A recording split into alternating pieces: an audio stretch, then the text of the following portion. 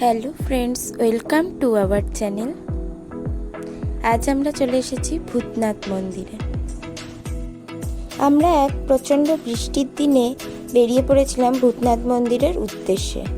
সেদিন আমরা যদিও বুঝতে পারিনি যে পরে এত জোর বৃষ্টি হবে। যাই হোক, যতটুকু ভিডিও করতে পেরেছি সেটুকুই আপনাদের সাথে শেয়ার করছি।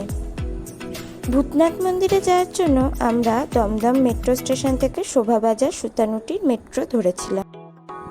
ঠিক বেলা 11টা নাগাদ আমরা শোভাবাজার মেট্রো স্টেশনে নেমেছিলাম। মেট্রোর বাইরে থেকে আমরা অটো ধরে নিয়েছিলাম।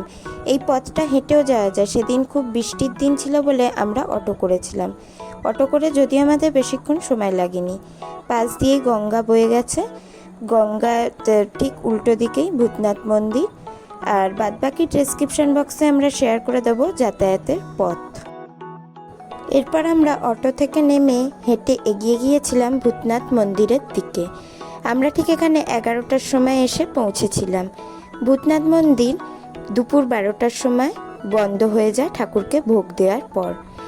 আর সকাল 5টা থেকে দুপুর 12টা অবধি খোলা থাকে, মাঝে অনেকটা সময় বন্ধ থাকে। আবার বিকেল 5টার সময় ভূতনাথ মন্দির খোলে। বিকেল 5টা থেকে 8টা অবধি ভূতনাথ মন্দির খোলা থাকে। আমরা তাই সকালের টাইমটাই বেছে নিয়েছিলাম মন্দিরে যাওয়ার জন্য। আমরা যেদিন গেছিলাম সেদিন এতই বৃষ্টি পড়ছিল, তাই আমাদের ছাতা মাথায় দিয়ে এগিয়ে যেতে হচ্ছে, কিছু করার নেই। যেটুকু আমরা ভিডিও সেদিন বৃষ্টির মধ্যে করতে পেরেছি সেটুকুই আপনাদের সাথে শেয়ার করছি। ভূতনাথ মন্দিরের সামনের এই দোকানগুলোয় শিবের বিভিন্ন জিনিস কিনতে পাওয়া যায়, যেমন শিবের মালা, ডুমরু, শিবলিঙ্গ।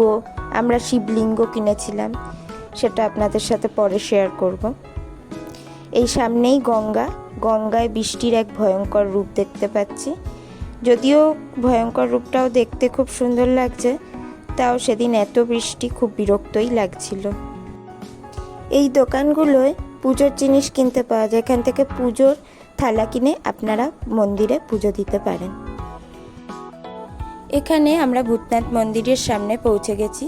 এখানে ভূতনাথ মন্দিরের সামনে সাধারণ মানুষই আরতি করতে পারে। আর এই একমাত্র মন্দির যেখানে চিতার ছাই দিয়ে আরতি করা হয়। এটা নিমতলা মহাশ্মশানের সামনে, নিমতলা মহাশ্মশানের চিতার ছাই দিয়ে এখানে আরতি করা যায়, সেটা সাধারণ মানুষই করতে পারে।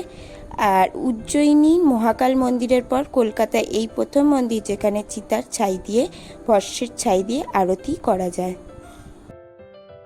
এরপর আমরা মন্দিরের ভিতরে প্রবেশ করলাম। মন্দিরের ভিতরের কোনো ফটো বা ভিডিও তোলা যায় না।